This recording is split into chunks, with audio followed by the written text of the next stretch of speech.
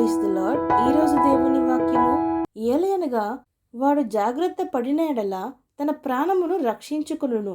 యెహెజ్కేలు గ్రంథము 33వ అధ్యాయము 5వ వచనము.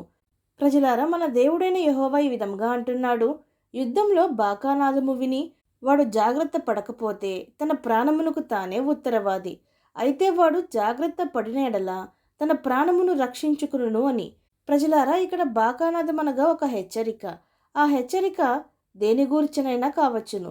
శత్రువులు దండెత్తి వచ్చుచున్నారు, సిద్ధంగా ఉండుడి అనో, లేక తెగులు కలుగును గనుక సిద్ధపాటు కలిగి జాగ్రత్తగా ఉండుడి అనో, లేక నాశనము తటస్థించబోచున్నది గనుక జాగ్రత్త పడుడి, దేవుని సన్నిధిలో పశ్చాత్తాపపడి ప్రాణములు రక్షించుకొనుడి అనో కావచ్చును. ప్రజలారా, బాకానాదము అనగా హెచ్చరిక నినివే ప్రజల దగ్గరకు ప్రవక్త అయిన యోనా ద్వారా దేవుని దగ్గర నుండి పంపబడెను.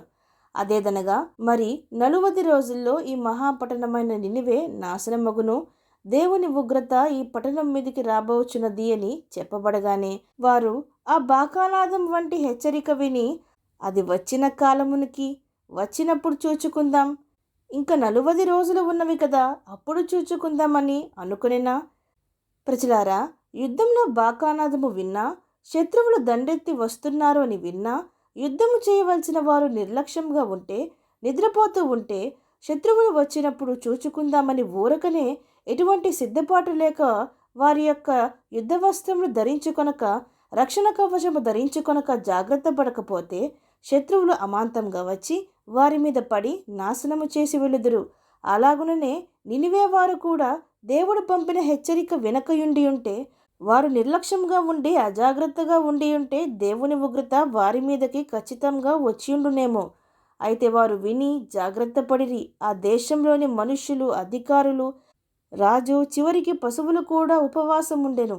దేవుని సన్నిధిలో నినివే వారు తమ చెడ్డ మార్గములు విడిచి తమను తాము తగ్గించుకొని గోనెపట్ట ధరించి పశ్చాత్తాపడిరి, దేవుణ్ణి వేడుకొనిరి.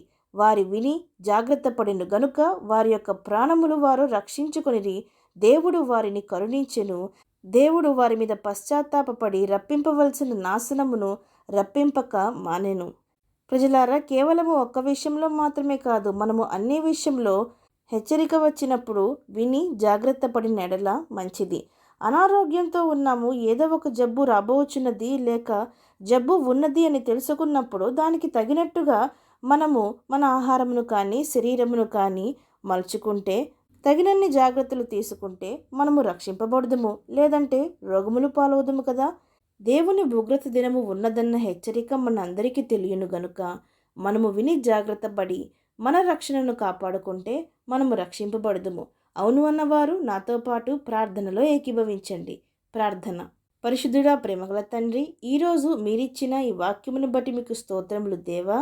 మా నిర్లక్ష్యతే, మా సోమరితనమే, మా అజాగ్రత్తే, మా నిద్రమత్తే మమ్మను మత్తులోనికి, దరిద్రతలోనికి, అనారోగ్య సమస్యలకు లేక ఆధ్యాత్మిక జీవితంలో పడిపోవుటకు కారణమగుచున్నవి. తండ్రి, మేము మెలకువగా ఉండి మీ హెచ్చరికలు విని జాగ్రత్త పడితే మా ప్రాణములను మేము కాపాడుకుందామని, ఉగ్రత దినమందు మేము మీ చేత రక్షింపబడదామని తెలుసుకొని అలాగున చేయుటకు మాకు సహాయము దయచేయమని ప్రార్థిస్తూ సమస్త మహిమాగంతులు మీకే చెల్లిస్తూ ప్రభువైన యేసుక్రీస్తు నామం పేరట అడిగి వేడుకొంచున్నాం పరమ తండ్రి. ఆమేన్.